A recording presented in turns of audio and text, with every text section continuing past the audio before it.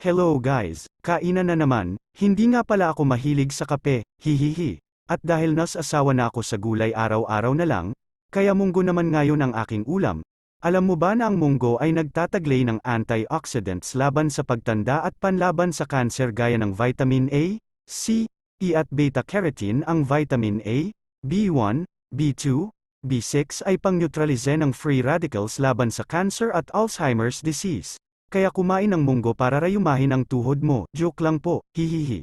At meron din pala akong suso na ulam, yanong sarap po ng suso lalo na pag may gata, bagumon nga pala ang tawag dito sa ibang parte ng Marinduque. Subalit ako'y pagod ng magpaliwanag, nandidilim na rin ang aking paningin, siguro ay kulang lang ito sa lambing, hihihi kulang pala sa kain, kaya tara na guys kain na tayo. Yun lang po, thank you for watching.